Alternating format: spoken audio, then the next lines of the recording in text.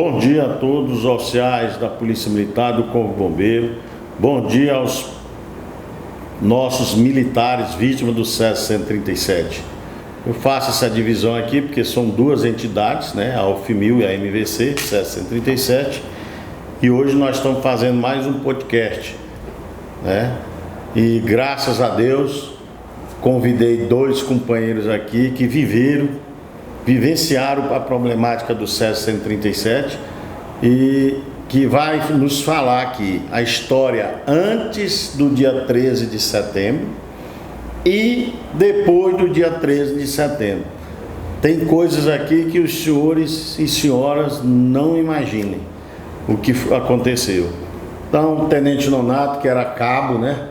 Na época, Sargento Claudé, um nome que a gente tem que decorar, acho que é francês, eu não sei o que é, mas era soldado, né? Na época. Né? E hoje sargento da nossa gloriosa Polícia Militar. A MVC é uma entidade, muitas das vezes o pessoal pensa que é nova, mas não é não. Ela foi criada justamente para defender de forma específica as questões do SESC 137. Seja de promoção, seja de pensão federal estadual, seja de dano moral e seja do acompanhamento médico e odontológico e também do monitoramento feito pelo cara. Então, anualmente, né, vocês não fazem lá uma bateria de exame, faz o recadastramento para saber se estão vivos ou não, porque senão não recebe a pensão.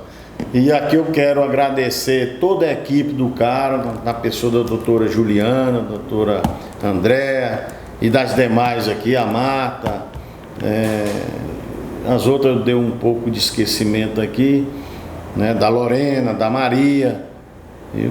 Que me perdoe se eu não falei todas, mas estão no coração nossos aqui de todos os cesianos. Tem nos prestado informações diárias, com todo zelo que o Estado realmente tem que fazer. E através delas, e através do cara, nós estamos assim. Então, o Tenente Nonato tem uma história aqui que me chamou a atenção. E por incrível que pareça, essa história dele está no livro institucional do Estado, elaborado pelo governo. Tá? Tenente Nonato, conte aí para nós essa história do mês de abril, do mês de maio até setembro. Bom dia, seu coronel. Eu, Raimundo Nonato da Silva, na época, cabo, estava de serviço de rádio patrulha e fui solicitado pela doutora Isaura, diretora executiva do IPASGO, para comparecer na Avenida Tocantins com a Paranaíba. Lá chegando, ela me mostrou a demolição de uma construção, onde tinha um mestre de obra com aproximadamente uns 10 auxiliares, retirando vitrô, porta, telha, vigota, por ordem dos antigos proprietários daquele prédio, os médicos. E a doutora Isaura falou o seguinte: olha, esse terreno pertence ao IPASGO e nós ganhamos na justiça para que eles retirassem, deixassem o prédio, e não é para demolir. Com isso, eu falei para o mestre de obra que suspendeu a demolição. Tinha muito material armazenado, depositado na construção, esses que eu falei, vitrô, porta, telha, armazenado. E eu solicitei a presença do oficial CPU, comandando o policiamento, ele esteve presente, e por parte do IPASGO, a doutora Isaura solicitou a presença do Lício, senhor Lício, presidente do IPASGO na época. Estiveram no local e eu, preocupado com aquele tanto de material que iria ficar ali, e o doutor Lício falou que deixasse no local e que eu aguardasse a chegada de uns guardas. E por volta das 18 horas chegou realmente o pessoal da Coral, guarda da Coral, que ficaram na guarda daquele material. E, por certo, esse material foi ficando ali, isso dia 4 de maio, e quando, em setembro, eu ouvi falar de que uma cápsula foi encontrada naquele local, que foi levado para a Rua 57 e que resultou nessa questão Césio.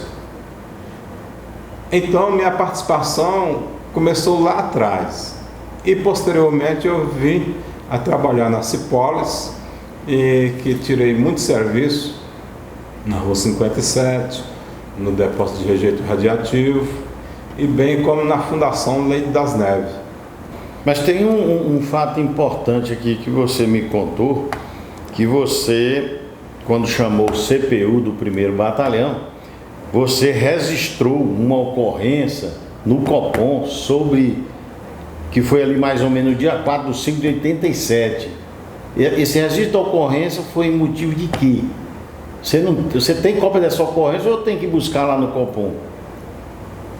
Tem essa ocorrência registrada, está no Copom, e ela foi registrada por solicitação da doutora Isaura, que solicitava o embargo da demolição, e foi o que foi feito com a nossa presença, mas na realidade pelo doutor Lício, que era presidente do IPASGO e que esteve no local e que exigiu que fosse suspensa a demolição, bem como o material ficando sob a sua custódia no local. Essa demolição feita pelo presidente do IPASGO, com pedido da doutora Isaura aqui, a cápsula do Césio estava nesse prédio? Você sabe informar? Porque lá era o prédio da antiga Santa Casa, né, do Instituto Goiano de Radiologia e Terapia lá. Exatamente, que funcionava em cima de um terreno que tinha sido adquirido pelo IPASGO. Ah, certo, é isso mesmo. Está aqui no livro. Toda a história. Isso. Agora, quanto ao aparelho de raio-x, isso não foi visto por mim e... Nesse momento, né? Foi visto depois. No momento, no mês de março, do mês de maio, não foi visto por nós. Não, muito bem, rapaz. Então, por isso é que hoje você já foi promovido pelo Césio, tem a pensão do Estado, mas a federal não veio, né? Não veio. Mas vai vir, com fé em Deus, viu? Aguardo, mesmo. Nonato, muito obrigado, Tenente Nonato. Você falou uma coisa que está aqui no livro, rapaz, ó. Está no livro institucional, 30 anos do Césio 137, muito bonito. E nós vamos usar tudo isso, Tenente Nonato e Sargento Claudete, contra aquele parecer do laudo do doutor Walter Mendes, que inclusive aqui, ó, no dia 29 de setembro de 87, ele deu um depoimento. Olha o que ele fala. Em seguida, o Corpo de Bombeiro e a Polícia Militar isolaram o prédio de vigilância sanitária, impedindo o acesso de qualquer pessoa às suas dependências. E o cabra, como diz o velho nordestino, diz que nós não participamos de nada. E ele foi na época do mês de setembro em diante, quando a Quinem veio, né? Que a Quinem veio mais ou menos nessa data. Então o Césio já se propagava desde abril. E foi mesmo sendo, né, como é que se noticiado de fato e de direito, quer dizer, com toda a comprovação, no dia 13 de setembro de 87.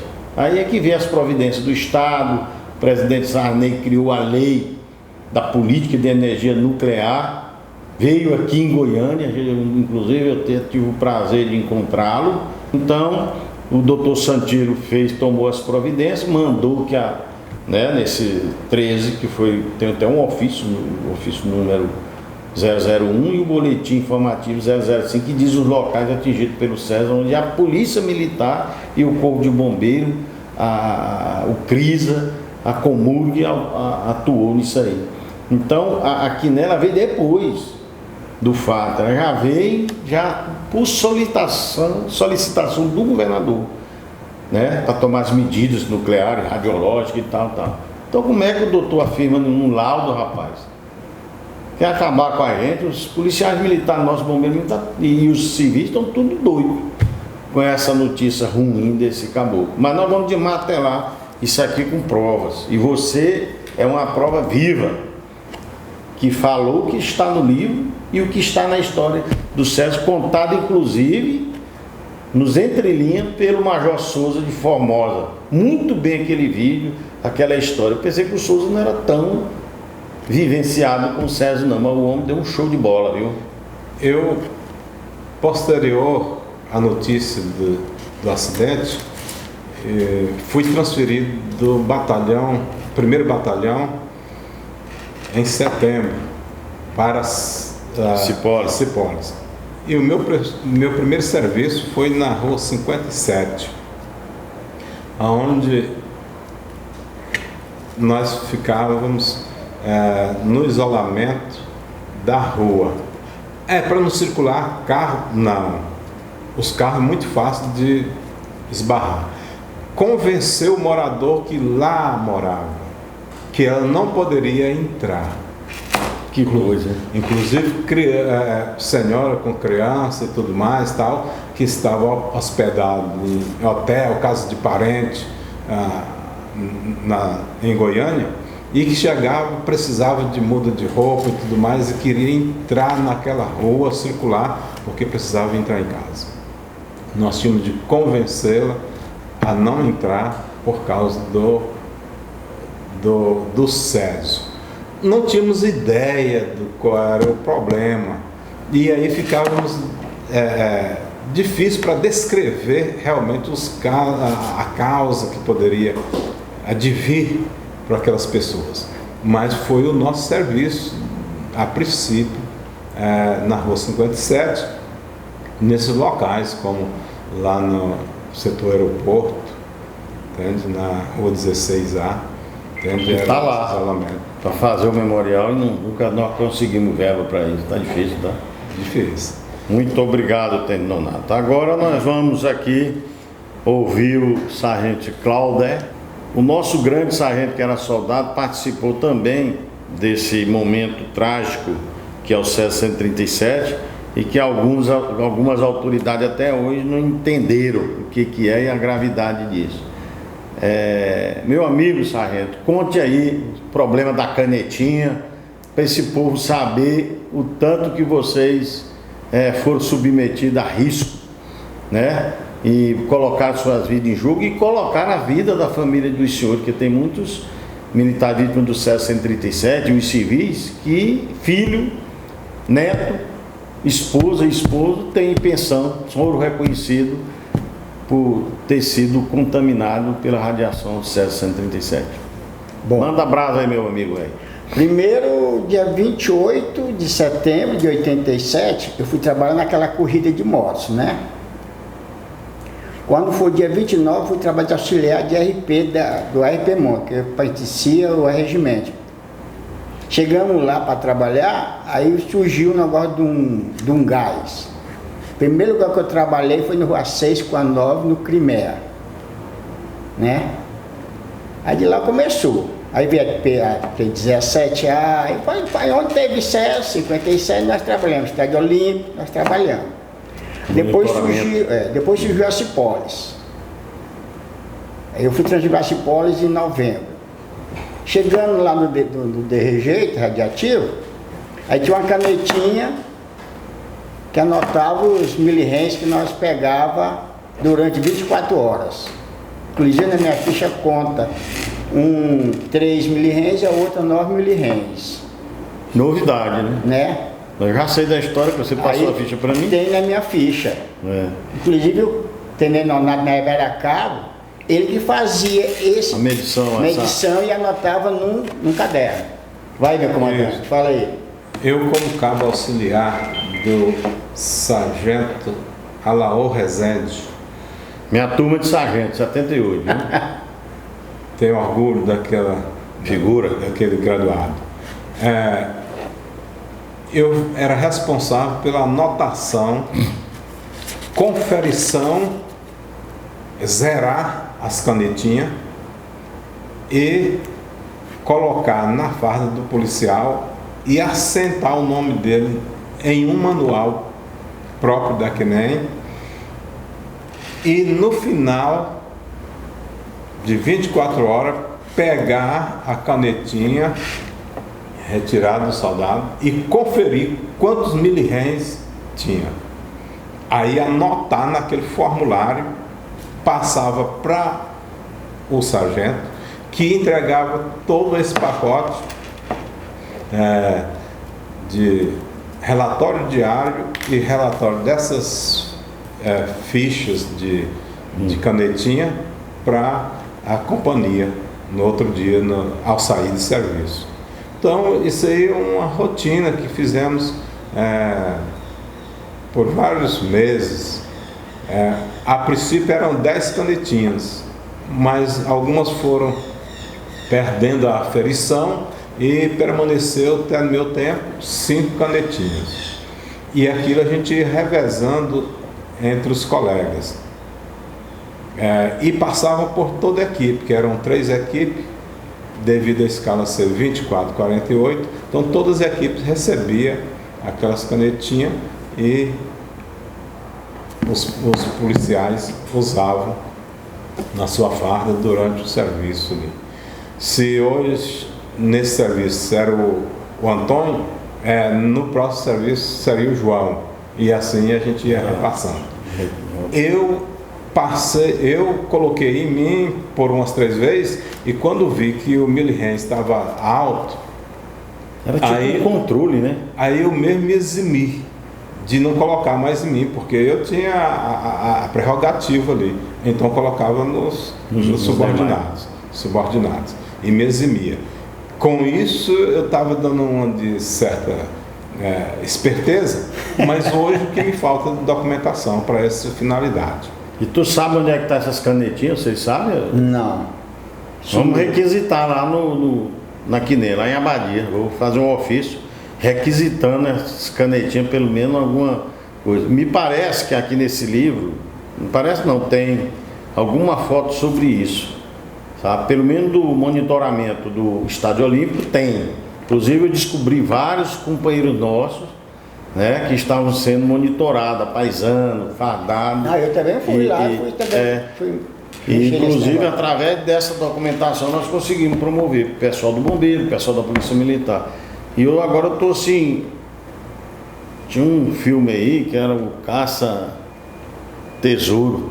Eu agora não é tesouro, mas eu tenho Caça às Vítimas do 737.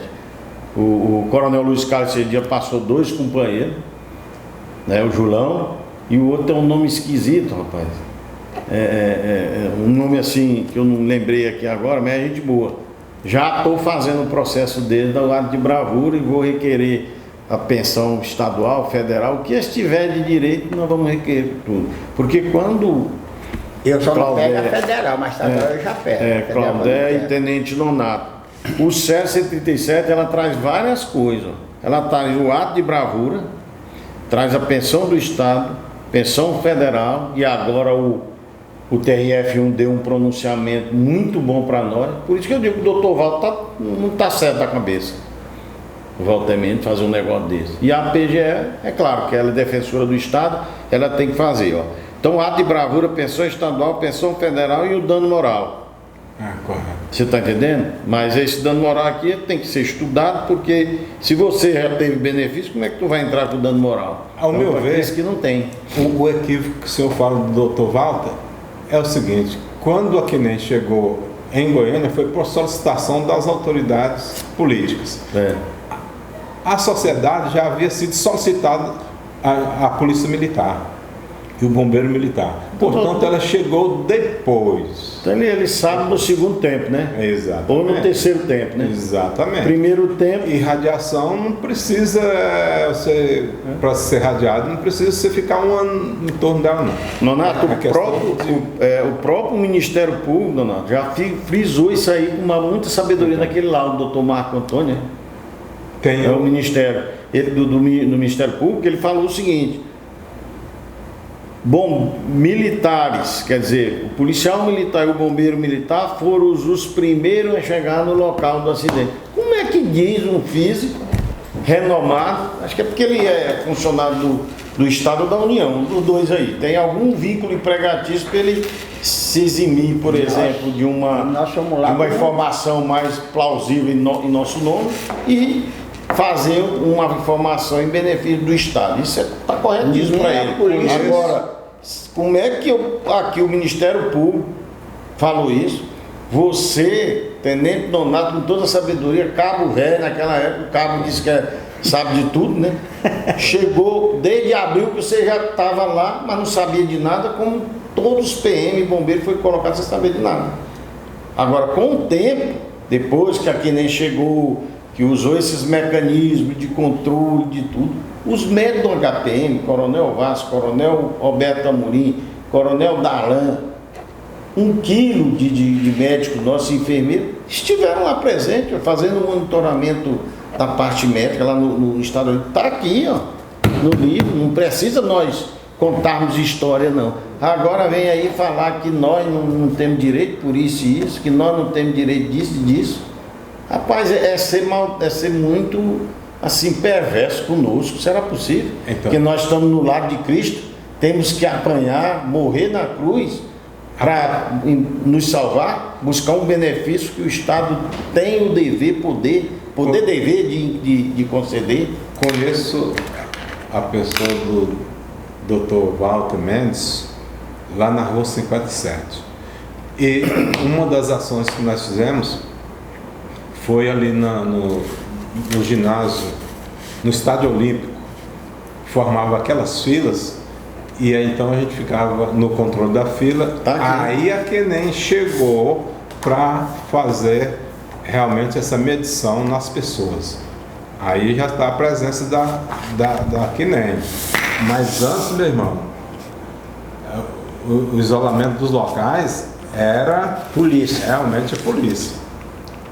Depois você vai tirar foto disso aqui, ó, uma fila aí, ó, monstruosa aí.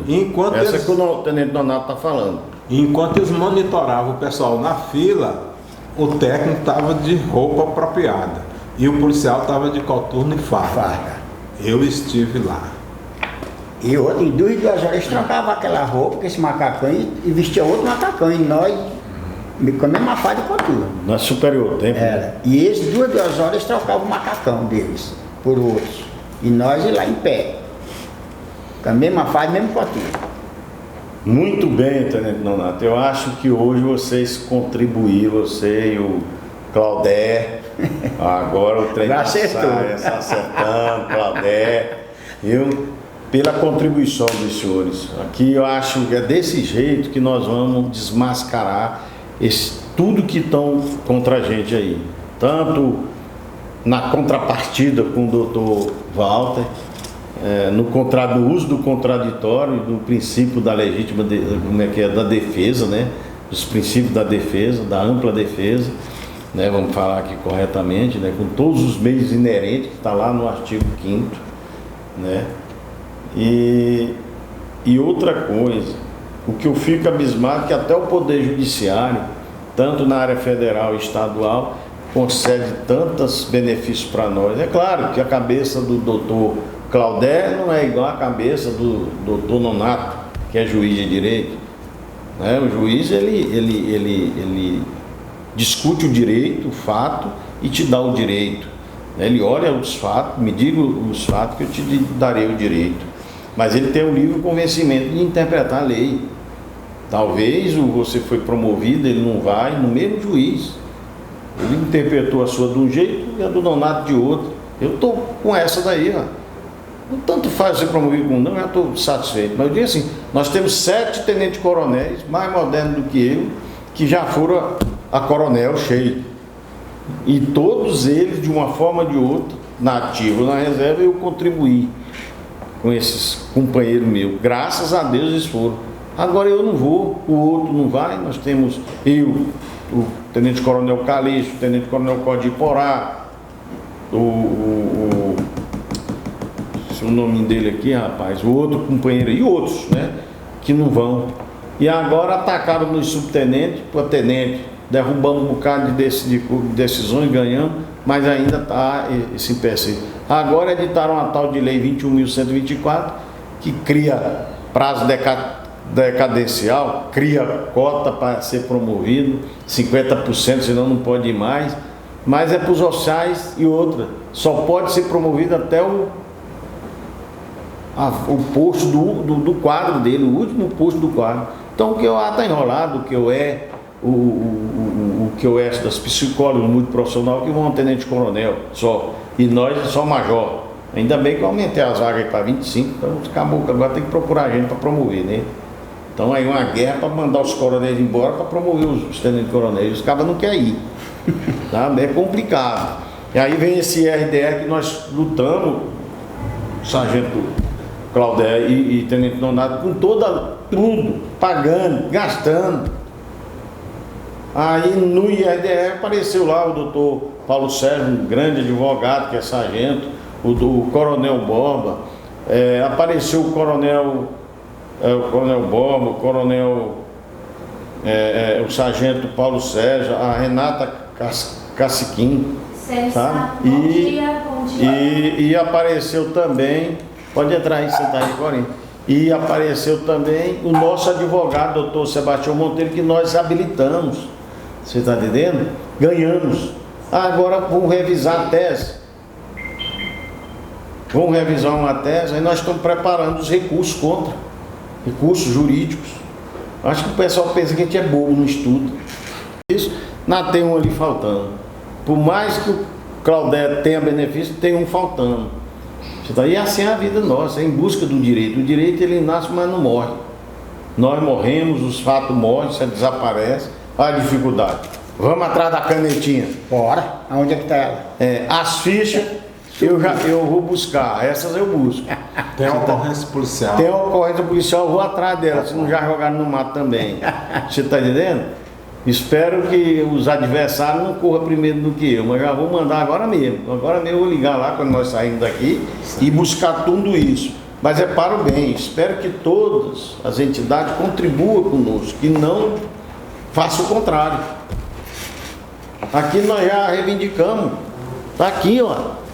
Mostrei para o senhor, dia 29/3, está lá na Secretaria da Administração, a concessão do reajuste da pensão via governo. Aí eu vou esperar o governo, nós estamos lutando desde 2019, né?